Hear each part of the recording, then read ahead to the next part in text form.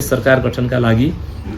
माननीय सभामुख श्री बाबुराम गौतमले समर्थन जनाउनु भएको र सुसमर्थन व्यवहारलाई समेत ग्रहण गरी माननीय प्रदेश प्रमुखले प्रत्यर्थी श्री उद्धव थापालाई मिति 80/3/21 मा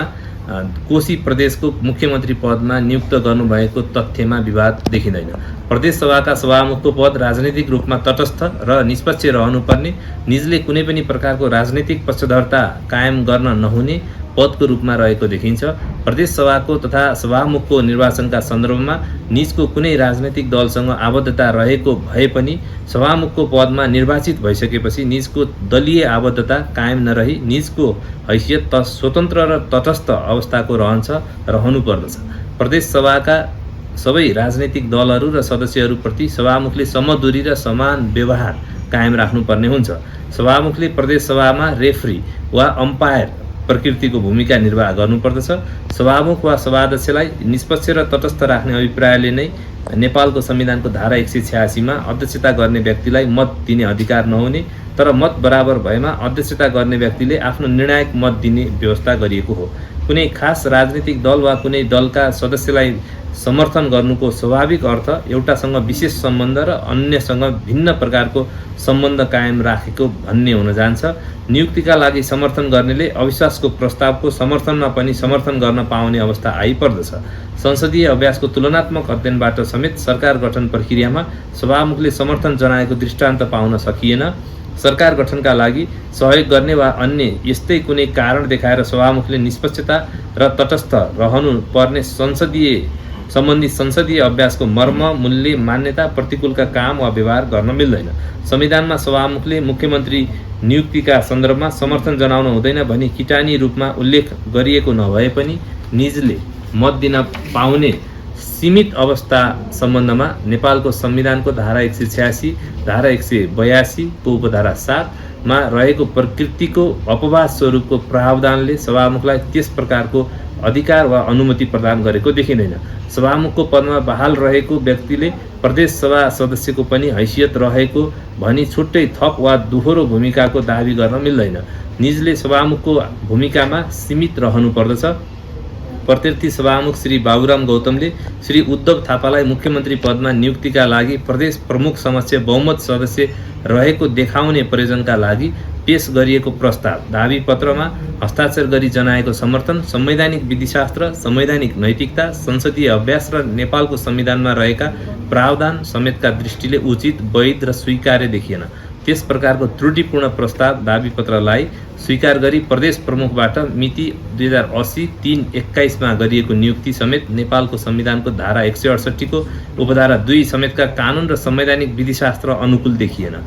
नेपालको संविधानको धारा 168 को उपधारा 2 बमोजिम रिट निवेदक हिक्मत कुमार कार्कीको नेतृत्वमा 2079 पौषमा सरकार गठन भई उसै बखत धारा 168 को उपधारा 4 बमोजिमको विश्वासको मत प्राप्त गरेको र सरकार सञ्चालन भई आएको कुरामा विवाद देखिएन। केही महिना सरकार सञ्चालन भएपछि विकसित घटनाक्रमको सन्दर्भमा निजले संविधानको धारा 188 को 2 र 3 बमोजिम विश्वासको मत प्राप्त गर्नुपर्ने अवस्था आए अनुसार प्रदेश सभामा परीक्षण हुँदा निजले विश्वासको मत प्राप्त गर्न नसकेको भन्ने देखिएको छ।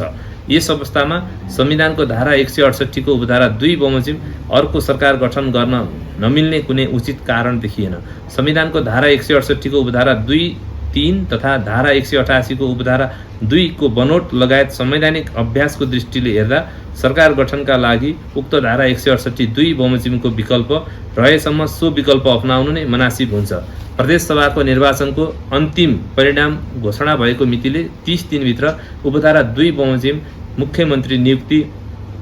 हुन सक्ने अवस्था नभएमा वा त्यसरी नियुक्त मुख्यमन्त्रीले उपधारा 4 बमोजिम विश्वासको मत प्राप्त गर्न नसकेमा प्रदेश प्रमुखले प्रदेश सभामा सबैभन्दा बढी सदस्यहरू भएको संसदीय दलको नेतालाई मुख्यमन्त्री नियुक्त गर्ने प्रावधान धारा 168 को उपधारा 3 मा रहेको हुँदा उपधारा 2 बमोजिमको विकल्प संविधान सम्मत तवरबाट अपनाउँदा सो प्रक्रियाबाट मुख्यमन्त्री नियुक्त हुन नसकेमा वा नियुक्त भए पनि निजले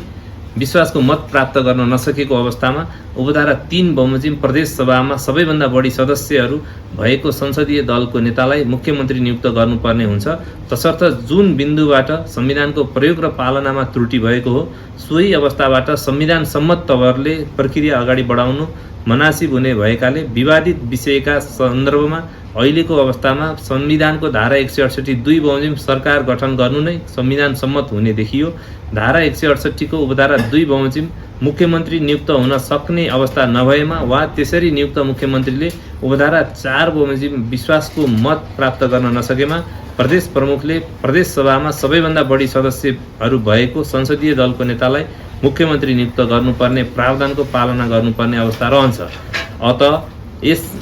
यसमा नेपालको संविधानको धारा 133 को उपधारा 2 र 3 बमोजिम प्रत्यार्थीहरूका नाममा देखाए बमोजिमको आदेश जारी गरिएको छ। क मुख्यमन्त्री पदमा प्रत्यार्थी मध्येका श्री उद्धव थापालाई नियुक्तिका लागि श्री प्रदेश प्रमुख समक्ष प्रस्तुत गरिएको दाबी पत्रमा प्रत्यार्थी माननीय सभामुख श्री बाबुराम गौतमले हस्ताक्षर गरी जनाउनु भएको समर्थन यसरी पेश भएको त्रुटिपूर्ण दाबी पत्रलाई मान्यता दिई प्रदेश प्रमुखबाट श्री उद्धव थापालाई कोशी प्रदेशको मुख्यमन्त्री पदमा मिति 2080-3-21 मा गरिएको नियुक्ति र तत्सम्बन्धमा भए गरिएका काम कारबाहीहरू नेपालको संविधान प्रतिकूल देखिएकाले उत्प्रेषणको आदेशद्वारा बदर हुने ठहर छ। नेपालको संविधानको धारा 168 को उपधारा 2 बमोजिम अर्को सरकार गठन गर्ने विकल्प रहेसम्म सो विकल्प अपनाउनु वाञ्छनीय देखिएको, उक्त धारा 168 को उपधारा 2 बमोजिम सरकार गठन गर्न मिल्ने नै अवस्था रहेको र जुन बिन्दुबाट संविधानको प्रयोग र पालनामा त्रुटि भएको हो सोही अवस्थाबाट संविधान सम्मत तवरले प्रक्रिया अगाडि बढाउनु मनासिब हुने देखिएको हुँदा आजका मितिले 7 दिनभित्र अर्थात् 2080-4-17 गतेभित्र नेपालको संविधानको धारा 168 को उपधारा 2 बमोजिम प्रदेश सभाको बहुमत प्राप्त गर्न सक्ने प्रदेश सभाको सदस्यलाई मुख्यमन्त्री पदमा नियुक्त गर्नु भनी प्रत्यार्थी कोशी प्रदेशका प्रदेश प्रमुख समेतको नाममा परमादेशको आदेश जारी हुने ठहर छ। उपरोक्त प्रकरण ख बमोजिम मुख्यमन्त्री नियुक्त हुन सक्ने अवस्था नभएमा वा त्यसरी नियुक्त मुख्यमन्त्रीले नेपालको संविधानको धारा 168 को उपधारा 4 बमोजिम विश्वासको मत प्राप्त गर्न नसकेमा धारा 168 को उपधारा 3 बमोजिम मुख्यमन्त्री नियुक्त हुने नै भएकाले रिट निवेदनको माग बमोजिम अहिले नै रिट निवेदकलाई सरकारको नेतृत्व गर्ने अवसर दिलाउनु भनी रिट आदेश जारी गरिरहन परेन।